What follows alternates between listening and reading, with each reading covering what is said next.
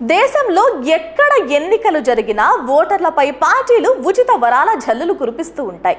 అంటే ఉచిత హామీలు ఇవ్వకుండా గెలవడం అంత ఈజీ కాదా అంటే అవుననే అంటున్నారు తాజాగా సుప్రీంకోర్టు చేసిన వ్యాఖ్యలు విన్నవారు. అవును, ఇదే అంశంపై దేశ సర్వోన్నత న్యాయస్థానం సంచలన వ్యాఖ్యలు చేసింది. ఎన్నికల్లో ఉచిత హామీలు ప్రకటించడాన్ని ధర్మాసనం తీవ్రంగా తప్పుబట్టింది. పట్టణ ప్రాంతాల్లో నిరాశ్రయులకు ఆశ్రయం కల్పించాలంటూ దాఖలైన పిటిషన్పై తాజాగా సుప్రీంకోర్టు విచారణ చేపట్టింది. ఈ నేపథ్యంలో justice BR Gavai, justice Augustine జార్జ్లతో కూడిన ధర్మాసనం సీరియస్ గా వ్యాఖ్యలు చేసింది.